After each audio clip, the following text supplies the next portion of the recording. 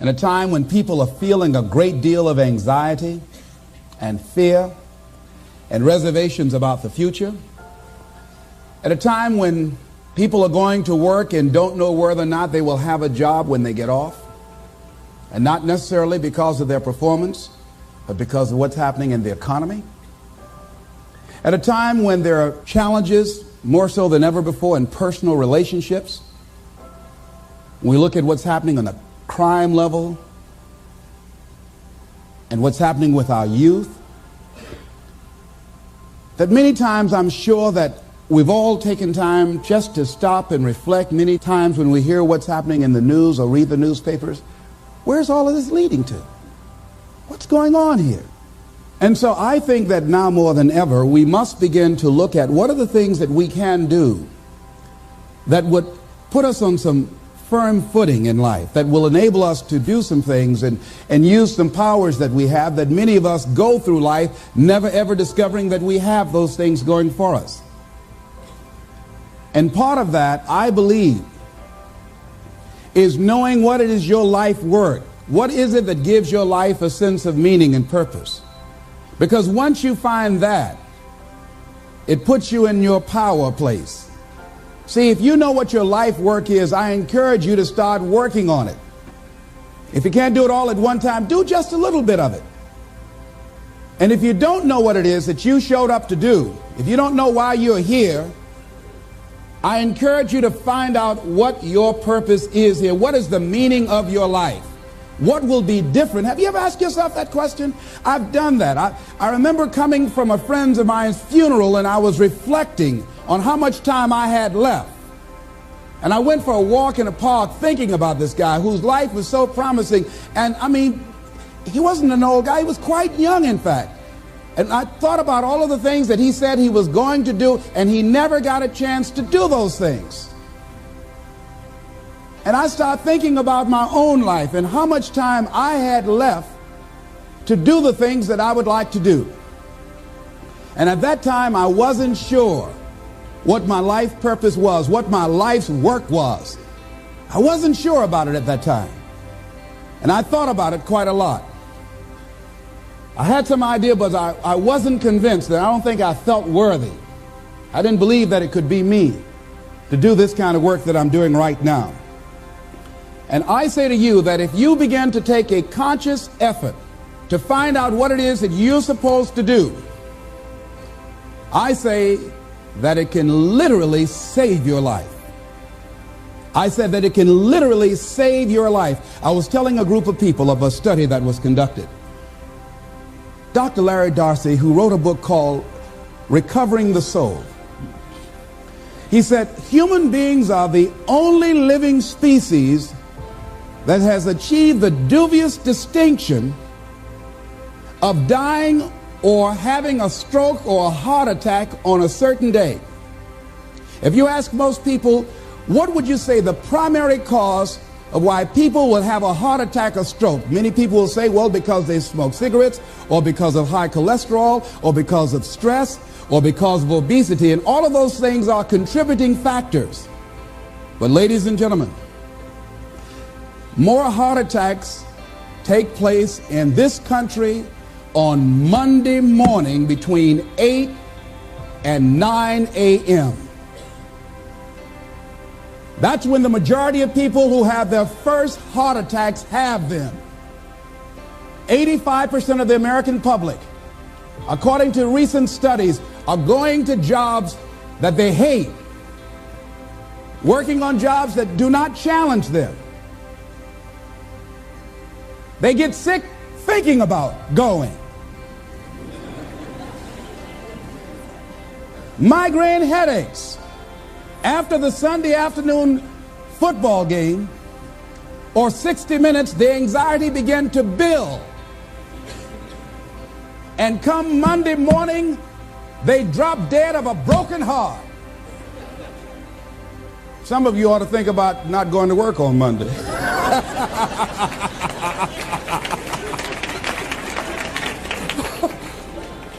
Think about that. People are literally dying to go to work.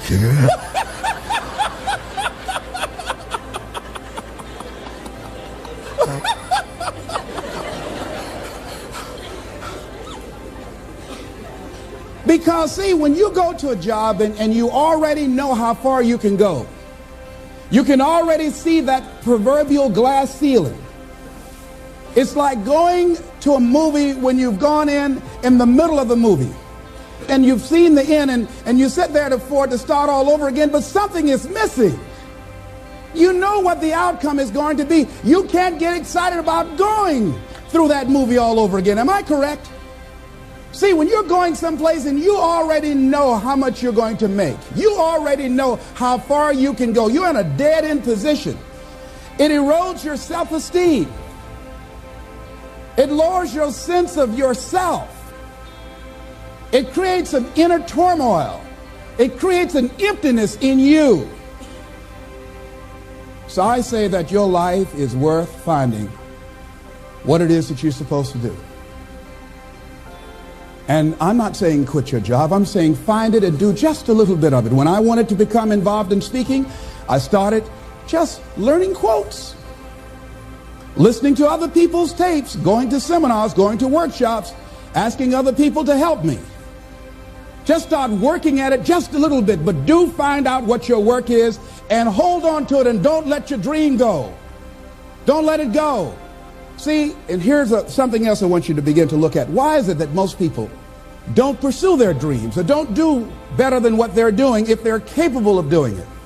I think that many of us don't go the next step because we don't know what to do yet. And I say that the reason that we don't even explore the possibility of what to do is because subconsciously we don't believe that it can happen for us and we don't believe that we deserve it. So here's what I'm suggesting. How much time do you spend working on you? How much time do you spend every day working on your dream? In the last 90 days, how many books have you read? In the last year, what new skill or knowledge have you acquired? What kind of investment have you made in you?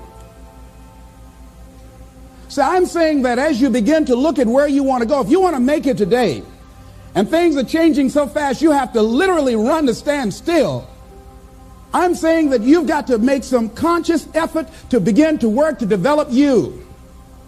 Here's something else. Most people are not living their dreams because of fear, ladies and gentlemen. I was in Columbus, Ohio yesterday speaking for a particular Ohio department. A young lady named Karen who greeted me, who organized the event. Very talented, very skillful. And she was talking about she wanted to become involved in the consulting business. I said, why aren't you doing it? I said, you have the abilities. I said, you're not here because they like you. You're here because you're doing the job. You're making things happen. And she came up with all kinds of ideas, but finally she said, I guess I can't see myself doing it. I guess I'm afraid. Fear, limited vision, and lack of self-esteem is what keep most people doing things they don't want to do. I flew from Columbus, Ohio to Denver, Colorado to a major communications company. And the person that picked me up at the airport told me about the fact that the company was planning on having a major downsizing. And they offered some of the employees there an early retirement, and some of them will earn as much as $300,000. And they said, this is the last time that you can take this offer. If you don't do it, when we have the downsizing, you might be among those who will lose their jobs, and all you will get is your severance pay. And only 50% of the people who were eligible to take the $300,000 took it. The others were afraid to take a chance on themselves. The others couldn't see themselves beyond that company. They couldn't see life after that company. The same reason that people stay in relationships where they're abused or they're unhappy or it's unfulfilling. They can't see themselves beyond that relationship. They can't see themselves enjoying life without that person. They think that this is all that they can do. The same reason that people get stuck at a certain level in life. They can't see things being better for them. And they think that this is it and this is all they deserve. This is all they've ever seen. It's been passed on to them. And they think that this is it for them. Oh, no. I was looking what Dr. Blanton, Smiley Blanton, who is a colleague of Dr. Norman Vincent Peale, what he said about fear. He said, fear is the most subtle and destructive of all human diseases. Ladies and gentlemen, fear kills dreams. Fear kills hope. Fear put people in the hospital. Fear can age you. Fear, ladies and gentlemen, can hold you back from doing something that you know within yourself that you're capable of doing, but it will paralyze you. And it seemed like you're in a hypnotic spell. And I ask you a question, what is the benefit? What's the benefit of allowing fear to hold you back? What's the benefit of giving up on yourself, of not stepping out on life and taking life on? What is the benefit for you? What's the plus in that? It's one of the things I had to ask myself. So I didn't want to make any mistakes. I wanted everybody to like me. I wanted to be perfect the first time I did something. It's not going to happen. You're going to make some mistakes. You're going to hurt some folks' feelings. You're going to create some enemies whenever you decide that you want to begin to take life on. You've got to ask yourself, how long am I going to allow this to hold me back? I like what Zig Ziglar says. He said, fear is false evidence appearing real. That is an illusion that we create in our mind. It is a state of mind that can be changed. So let's look at how we can begin to take some steps to restructure that fear, to begin to expand our visions of ourselves, to begin to increase our self-esteem. Webster said that self-esteem means confidence and satisfaction in oneself. Look at your life right now. Whatever you've done up to this point in time, your life is working. Whatever you have produced, it came out of you as a result of the kind of person that you have become. It's a result of your choices. It's a result of your consciousness. Now you have to ask yourself, are you satisfied with what you have produced? Is this what you want? Would you like for things to be better than this? Do you believe that you deserve better than this? Or are you content? This is it. You don't have to do anything else. That you already resign yourself in life and say, well, I'm happy. I'm not starving like the people in Calcutta. Are you allowing yourself to get off the hook like that? Or do you believe somewhere in the back of your mind or in your heart that there's some other great work for you to do? There's something else that life has for you. And that's why you're here. How do we handle this fear factor?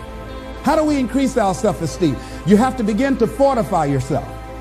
How do we do that? I believe that you have to begin to consciously monitor your inner conversation and start talking to yourself.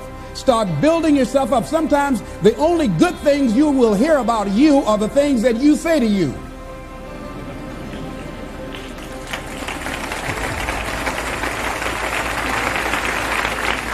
Young lady that was in the audience this afternoon said to me, I told myself yesterday for the first time, I'm proud of me. And she said, I felt good about that. So I'm saying learn to be your own booster. Start building yourself up. Start encouraging yourself. Start saying, I can do this. I can make this happen. When I started thinking about becoming a speaker, I said, yes, I can do this. I can make this happen. When I start trying to convince myself I can be a businessman after flopping and failing and losing thousands of dollars and feeling stupid and dumb and having people take advantage of me because of what I didn't know, I had to talk to myself because people were saying to me that I was dumb. And somewhere in the back of my mind, I was saying, you're right. Look at what I've done. I had to say, no, Les. Hey, come on, man, get yourself together. You can handle this. You just haven't figured it out yet. It's all right. This is your training period. This is the tuition you have to pay for what you don't know. You can do this. Other people have done it. It doesn't take an Einstein. Get you some people that can teach you some stuff that you don't know. Get you some people that have done it successfully and learn from them. Take some seminars, workshops, read some books on how to manage a business. Change the way you see yourself and begin to tend to the personal details. Understand that nobody's going to take care of your business better than you. And when I start changing that kind of mindset of beating myself up because of my mistakes, and start looking at the possibility of my doing better, of my making the adjustment that would enable me to do what I want to do successfully, things begin to change. And I'm saying, stop beating up on yourself. You do it. I know you do it. I've done it. It's a natural inclination for us to put ourselves down. See, we are born negative, I think, in a negative consciousness because we live in a negative world. See, you don't have to teach children to lie. They'll lie automatically. Did you wet in your pants? No, I did not. Well, what is that? I don't know. You don't have to encourage kids to misbehave. They will do it by themselves. You don't have to encourage them to do the wrong thing. They will do it automatically. You have to correct their behavior. So I'm saying that we have to work through the challenges of life in learning how to begin to work to fortify ourselves. Repeat after me, please. I can live my dream. I can find my purpose in life. And live my purpose. I deserve more from myself. I deserve more from life.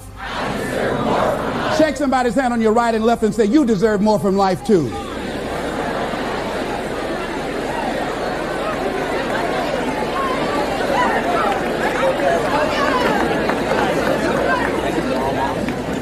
Here's some other things, ladies and gentlemen.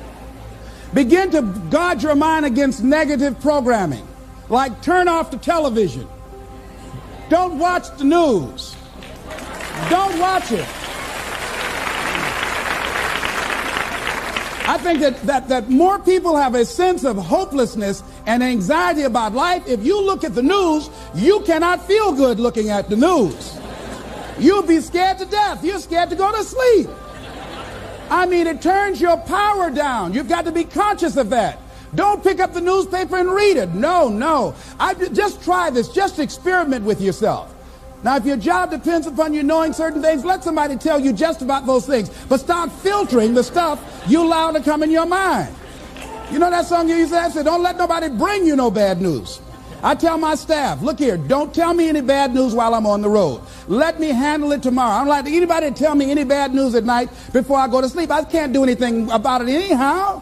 Why let me go to sleep with that on my consciousness? No, and my staff, they know that. Say, let it wait till tomorrow. And I have a period of time. Tell me bad news between 10 o'clock and 12 noon.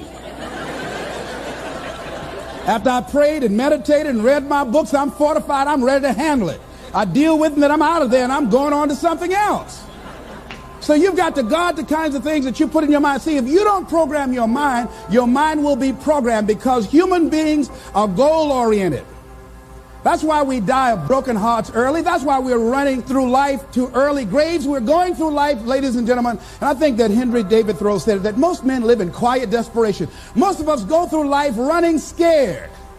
Larry DeAndre, who I think is going to be one of the greatest motivational speakers around today, told me a story, a true story of a friend of his, that every day when he came home from school, when he would get to a certain block in his neighborhood, there was a neighborhood dog that would chase him. And that dog would start after him barking. Boy, he would run, just running from that dog every day. Finally, he just got tired of that dog chasing him every day. He said, this dog come around here today, I'm going to take a brick or something and bust him in the head. So he was walking home that day, minding his own business. Sure enough, same area, there was that dog there. And the dog started barking, he started running, he saw a brick, and he stopped and picked up the brick and turned around, and the dog got close to him. He realized the dog didn't have any teeth.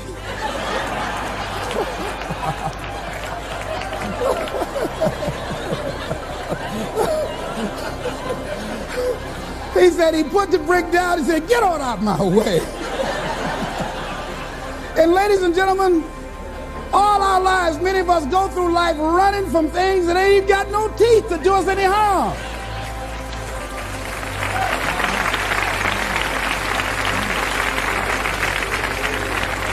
Haven't you been afraid to do something, and then after you did it, you say, whoa, if I'd known it was this easy, I would have done it before. Haven't you ever had that experience? Raise your hand. Absolutely. So we created this in our minds, false evidence appearing real. We made it real in our minds. That's why Churchill said there's nothing to fear but fear itself. That's the destructive monster. So turn off things that can contribute to your fear. Turn a deaf ear to people that all they can do is talk about how negative things are because they have bought into the consciousness of the world. Start attending workshops, seminars, listening to tapes on a daily basis to begin to recondition your mind, to retrain your thinking. Faith comes by what? hearing and hearing and hearing. Listen to things that can empower you, that can enable you to create a new reality for yourself, and a new life for yourself. You might appear to be strange around most people. You know, most people think you're strange if you're happy today. People say, how you doing? I said, better than good. Whoa, what's wrong with him? Just go around smiling and watch people. Look at this. Is this a weird guy over here? Because most people don't smile. Watch them. Look at their faces in the morning. Here we go, another Monday morning. How you doing? Haven't had my coffee yet. Don't ask me. See, these people have not found their purpose in life. That's why they're grumpy. That's why they're miserable. That's why they're so negative. They're hurting and they want to hurt other people. So start practicing using programs for your mind. Seminars, books, workshops. Keep a journal. Record your thoughts, what's happening with you. Every day when you get up, have a journal near you. I use a Jack Boland journal so that I can write down my ideas. I keep it by my bed so I can write down my thoughts. See, ladies and gentlemen, we get 3 to 4 thoughts a year that if we would act on those thoughts, they could change our life. Don't say, well, I'll remember that. No, write that thought down. I got a thought today I wrote down. A friend of mine is in the hospital. His morale is low. They're talking about amputating his foot. He's got to feel very bad. So I said, you know, not only am I going to see him, but I can't be there with him all the time. I said, I'm going to create a tape for him that he can listen to that will heighten his level of morale. We told him the other night, don't go to surgery. You are depressed. Your energy level is down. No, tell him not now. Don't do it now. In fact, most doctors who have any sense of awareness don't perform surgery on patients that are in a state of fear, that don't think they will make it. They wait till they're in a different state of mind. So I said, what about making tapes for people that are facing physical challenges? I said, that's a good idea. All right?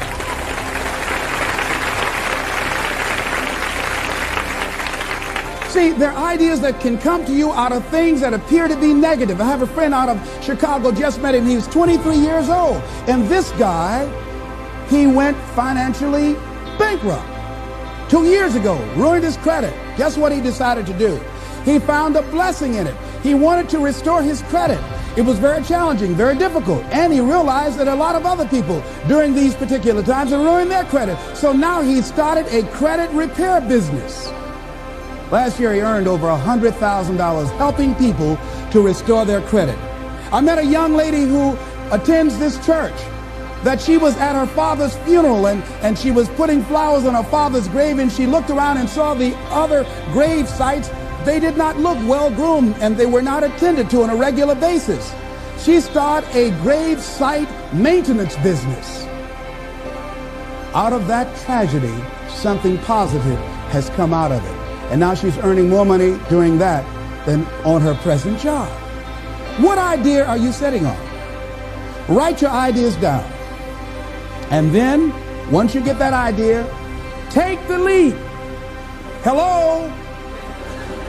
Take the leap.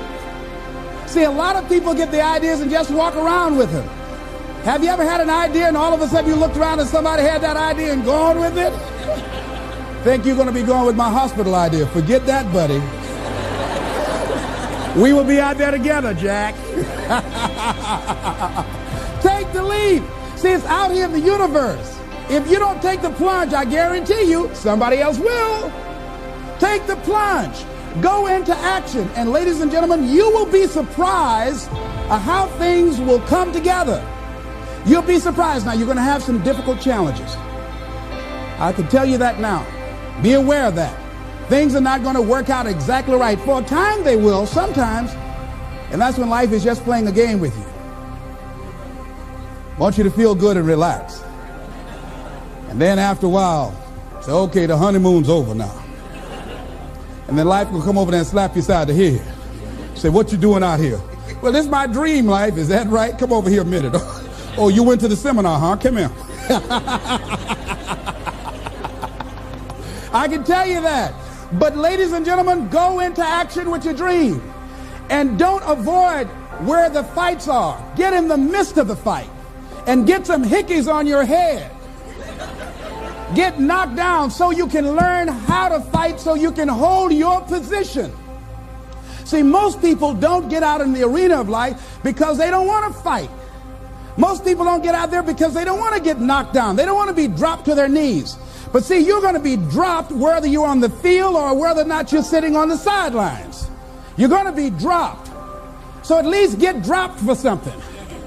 Don't get knocked down while you're sitting down. See, that's how most people are spectators in life. You don't want to be a spectator. You want to get out in the field where the action is, and you will be amazed. After the struggle, there will be a calm period, and things will begin to click for you. Come out here with what you got. You don't have enough money? Don't worry about it. You got the dream. You got the idea. You don't have enough resources? Don't worry about it. You need some help? Don't worry about it. You get out here in the arena, someone will look at you and become inspired and say, hey, can I help you? But if you're sitting up on the bleachers, nobody's going to ask you anything.